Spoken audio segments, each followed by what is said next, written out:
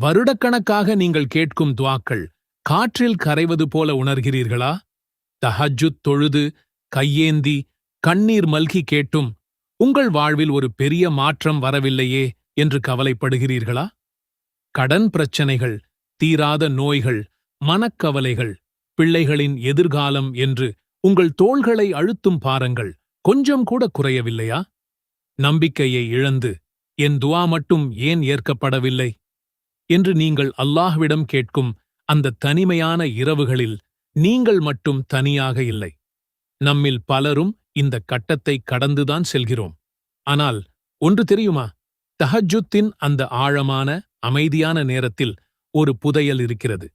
அது பாவமன்னிப்புக் கோரல்களிலேயே தலை சிறந்தது என்று சய்யிதுல் இஸ்திஃபார் என நபி ஸல்லல்லாஹு அலைஹி வஸல்லம் அவர்களால் பெயர் சூட்டப்பட்ட ஒரு சக்தி வாய்ந்த துஆ. பலரும் இதன் முழுமையான மகத்துவத்தை அறியாமல் இருக்கலாம். ஆனால் நபி ஸல்லல்லாஹு அலைஹி வஸல்லம் அவர்களால் நமக்கு கற்றுத்தரப்பட்ட அந்த துஆவை தஹஜ்ஜுத்தின் போது நீங்கள் ஒரு குறிப்பிட்ட முறையில் ஓதினால் உங்கள் பிரார்த்தனைகளின் தாக்கம் அதிகரிக்கும். வானத்தின் கதவுகளை தட்டும் அந்த புதையல் போன்ற துஆ என்னவென்று தெரிந்து கொள்ள வேண்டுமா? இந்த வீடியோவை இறுதி வரை முழுமையாக பாருங்கள். உங்கள் வாழ்க்கையை மாற்றக்கூடிய ஒரு திறவுகோல் இன்றி உங்களுக்கு கிடைக்கலாம். அல்லஹும்ம அன்த ரப்பி லா இலாஹ இல்லா அன்த خلقتني وأنا عبدك وأنا على عهدك ووعدك ما استطعت أعوذ بك من شر ما صنعت أبوء لك بنعمتك علي وأبوء بذنبي فاغفر لي فإنه لا يغفر الذنوب إلا أنت. இறைவா, நீயே என் எஜமான். உன்னைத் தவிர வணக்கத்திற்குரியவன் யாருமில்லை. என்னை நீயே படைத்தாய். நான் உனது அடிமை. உனது உடன்படிக்கையின்படியும் வாக்குறுதியின்படியும் என்னால் இயன்றவரை நடப்பேன். நான் செய்த தீமையை விட்டு உன்னிடம் பாதுகாப்பு தேடுகிறேன். நீ எனக்குச் செய்த அருளோடும் நான் செய்த பாவத்தோடும் உன்னிடம் மீள்கிறேன். எனவே என்னை மன்னிப்பாயாக. உன்னைத் தவிர யாரும் பாவங்களை மன்னிக்க முடியாது. நபி ஸல்லல்லாஹு அலைஹி வஸல்லம் அவர்கள் கூறினார்கள், யார் இந்த வார்த்தைகளை முழுமையான நம்பிக்கையுடன் பகலில் ஓதி அந்திப் பொழுதுக்கு முன் மரணித்து விடுகிறாரோ அவர் சொர்க்கவாசிகளில் ஒருவராக இருப்பார். மேலும் யார் இதை முழுமையான நம்பிக்கையுடன் இரவில் ஓதி காலை பொழுதுக்கு முன் மரணித்து விடுகிறாரோ அவரும் சொர்க்கவாசிகளில் ஒருவராக இருப்பார்.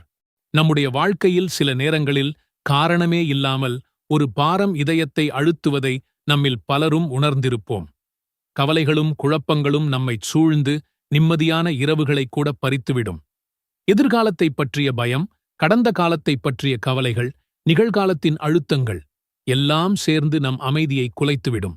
இப்படிப்பட்ட கடினமான நேரங்களில் நம்மை படைத்த அல்லாஹ்விடம் திரும்புவதை விட பெரிய ஆறுதல் வேறு என்ன இருக்க முடியும்?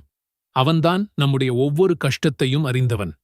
அல்லாஹ்வுடைய அழகிய பெயர்களில் ஒன்று அல் ஜப்பார், அதாவது உடைந்த உள்ளங்களை ஒன்றிணைப்பவன். நம்முடைய உடைந்த, நொந்து போன இதயங்களை அவனால் மட்டுமே சரி செய்ய முடியும். நாம் முதலில் பார்க்கப் போகும் துஆ, துன்பம் மற்றும் நெருக்கடியான நேரங்களில் ஓதுவதற்காக நபிகள் நாயகம் ஸல்லல்லாஹு அலைஹி வஸல்லம் அவர்களால் கற்றுத்தரப்பட்ட மிக சக்தி வாய்ந்த ஒரு பிரார்த்தனையாகும். வாழ்க்கையில் நாம் எதிர்பாராத கஷ்டங்களை சந்திக்கும்போது யாரிடம் உதவி கேட்பது, என்ன செய்வது என்று தெரியாமல் மனம் தவிக்கும். அந்த நேரத்தில் நம்முடைய முழு நம்பிக்கையையும் அல்லாஹ்வின் மீது வைத்து அவனது கருணையை மட்டுமே நாடி இந்த பிரார்த்தனையைச் செய்ய வேண்டும். நபிகள் நாயகம் ஸல்லல்லாஹு அலைஹி வஸல்லம் அவர்கள் கூறினார்கள், துன்பத்தில் இருப்பவரின் பிரார்த்தனை இதுதான்.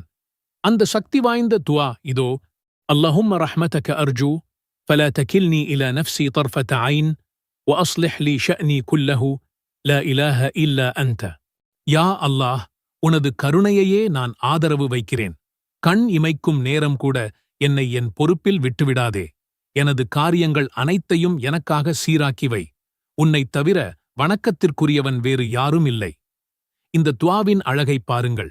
முதலில் உனது கருணையை மட்டுமே நான் நம்பியிருக்கிறேன் என்று கூறி நம்முடைய பலவீனத்தையும் அல்லாஹ்வின் கருணையின் மீதுள்ள முழுமையான தேவையையும் ஒப்புக்கொள்கிறோம். அடுத்து, கண் இமைக்கும் நேரம் கூட என்னை என் பொறுப்பில் விட்டுவிடாதே என்று கேட்கும்போது அல்லாஹ்வின் உதவி இல்லாமல் ஒரு கணம் கூட நம்மால் எதையும் சாதிக்க முடியாது என்ற உண்மையை வெளிப்படுத்துகிறோம். இறுதியாக நம்முடைய தனிப்பட்ட, குடும்ப, தொழில் என எல்லா காரியங்களையும் சீராக்கும்படி அவனிடமே ஒப்படைக்கிறோம். இந்த துஆவை மனம் கஷ்டத்தால் நிறைந்திருக்கும் போது முழு சரணடைதலோடு அல்லாஹ்விடம் கேட்டுப் பாருங்கள். இன்ஷா அல்லாஹ் உங்கள் துன்பத்தை அவனே பொறுப்பேற்று உங்கள் காரியங்களை இலகுவாக்கி மனதிற்கு நிம்மதியைத் தருவான். நம்மில் பலருக்கு இது நடந்திருக்கும். ஒரு வேலையைச் செய்ய வேண்டும் என்று முழுதாக திட்டமிடுவோம். ஆனால் அதைச் செய்ய முடியாத ஒருவித இயலாமை நம்மை தடுக்கும். சில நேரங்களில் காரணமே இல்லாமல் ஒரு சோம்பல் வந்து முக்கியமான வேலைகளைக் கூட தள்ளிப்போட வைக்கும். இது நம்முடைய முன்னேற்றத்தை தடுப்பதோடு மன அழுத்தத்தையும் உண்டாக்கும். இவற்றிலிருந்து பாதுகாப்பு பெறவும் நம்முடைய எல்லா காரியங்களையும் அல்லாஹ்விடமே ஒப்படைக்கவும் நபிகள் நாயகம் ஸல்லல்லாஹு அலைஹி வஸல்லம் அவர்கள் ஒரு அழகான துஆவை கற்றுத் தந்திருக்கிறார்கள். இந்த துஆவை அவர்கள் காலை, மாலை எனத் தவறாமல் ஓதும் பழக்கமுடையவர்களாக இருந்தார்கள். அந்த துஆ, யா ஹய்யு யா கய்யூமு பிரஹ்மதிக அஸ்தகீது அஸ்லிஹ் லீ ஷஅனி குல்லஹு வலா தகில்னி இலா நஃப்ஸி தர்ஃபத ஐன். எப்போதும் உயிருடன் இருப்பவனே, எல்லாவற்றையும் நிர்வகிப்பவனே, உனது கருணையைக் கொண்டு நான் உதவி தேடுகிறேன். எனது எல்லா காரியங்களையும் எனக்காக சீராக்குவாயாக. மேலும் கண் இமைக்கும் ஒரு நொடி கூட என்னை என் பொறுப்பில் விட்டுவிடாதே. இந்த துஆவின் ஒவ்வொரு வார்த்தையும் அவ்வளவு ஆழமானது.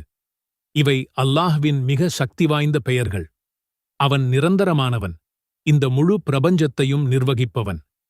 எனது எல்லா காரியங்களையும் சீராக்குவாயாக என்று கேட்பதன் மூலம் நம்முடைய இம்மை, மறுமை, குடும்பம், தொழில், ஆரோக்கியம் என அனைத்தையும் அவனிடம் ஒப்படைத்து விடுகிறோம். இறுதியாக, கண் இமைக்கும் நேரம் கூட என்னை என் பொறுப்பில் விட்டுவிடாதே என்பது ஒரு அடியானின் உச்சபட்ச பணிவைக் காட்டுகிறது.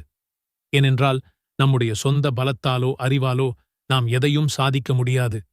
அல்லாஹ்வின் உதவி இல்லாமல் ஒரு நொடி கூட நம்மால் சரியாக இருக்க முடியாது என்பதை இது உணர்த்துகிறது. இந்த துஆவை உங்கள் அன்றாட வாழ்வின் ஒரு பகுதியாக ஆக்கிக் கொள்ளுங்கள். தினமும் காலையிலும் மாலையிலும் ஓதி வாருங்கள். அல்லாஹ்வின் உதவியால் உங்கள் காரியங்கள் எளிதாவதையும் உங்கள் உள்ளத்தில் ஒரு புதிய சக்தி பிறப்பதையும் நீங்கள் உணர்வீர்கள். வாழ்க்கை என்றால் சோதனைகள் இருக்கத்தான் செய்யும். ஆனால் ஒவ்வொரு சோதனைக்குமான தீர்வு நம்மை படைத்தவனிடமே இருக்கிறது.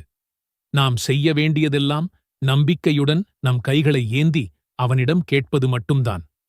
அல்லாஹ் நம் அனைவரின் கவலைகளையும் துன்பங்களையும் நீக்கி நம்முடைய உடைந்த இதயங்களைச் சீராக்கி அவற்றில் நிம்மதியையும் அமைதியையும் நிரப்புவானாக. நம்முடைய கஷ்டங்களை இலகுவாக்கி இம்மையிலும் மறுமையிலும் மகத்தான வெற்றியை தந்தருள்வானாக. ஆமீன் யா ரப்பல் ஆலமீன்.